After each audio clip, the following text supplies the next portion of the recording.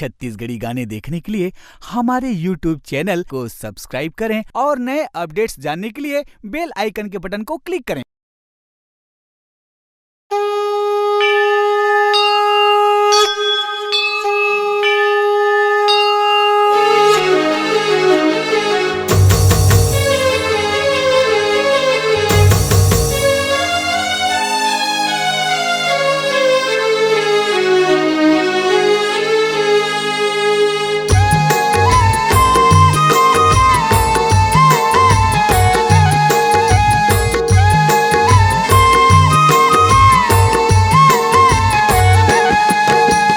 दर्शन दे माँ बमलाई, दर्शन दे माँ बमलाई, दर्शन दे माँ बमलाई, दर्शन दे माँ बमलाई।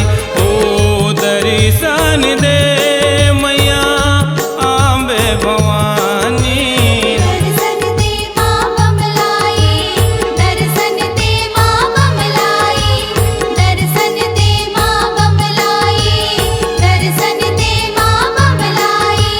ओ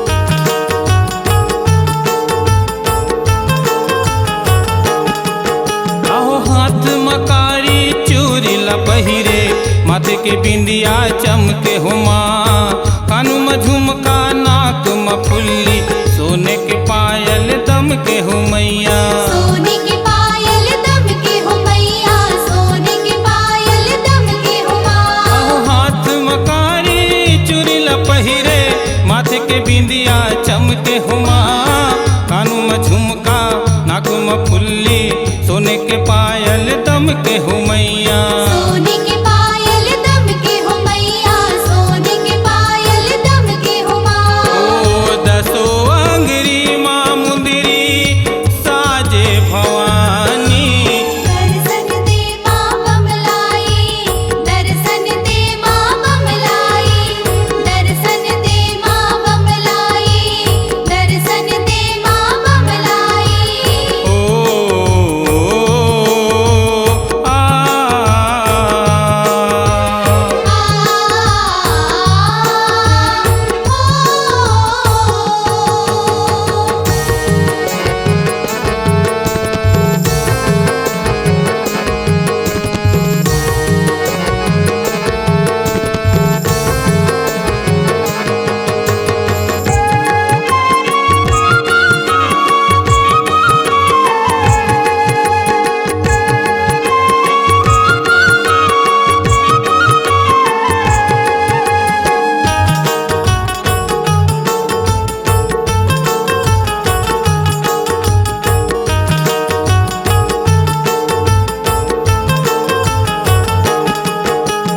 उच्च डोंगरी माय आके बिराजे, डोंगरगढ़ में हूँ मैया, रेशम कसबे नीला गथाए, देखे तोला दुनिया हूँ मैया, देखे तोला दुनिया हो मैया, देखे तोला दुनिया हो माँ। उच्च डोंगरी माय आके बिराजे, डोंगरगढ़ में मैया, रेशम कसबे नीला गथाए, देखे तोला दुनिया हूँ मैया।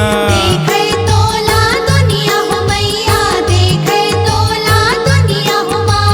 ओ बगला मुखी है मात भवानी, दर्शन दे माँ बमलाई, दर्शन दे माँ बमलाई, दर्शन दे माँ बमलाई, दर्शन दे माँ बमलाई। ओ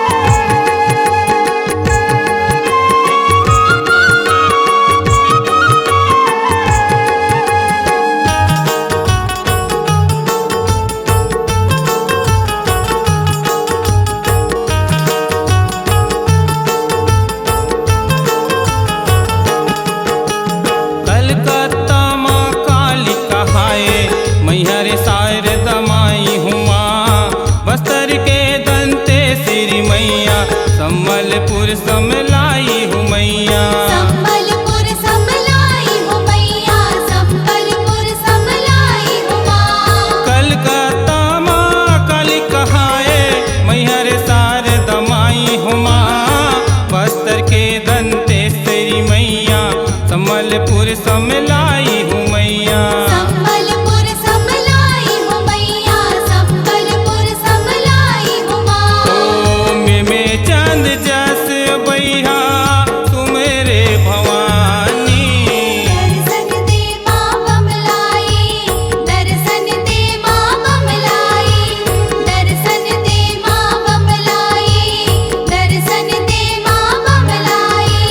ओ दर्शन दे मैया अम्बे भवानी।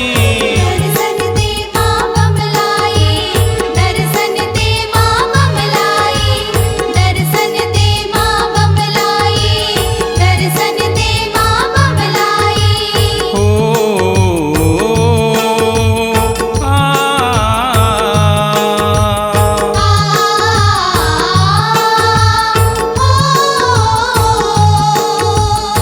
दर्शन दे बमलाई,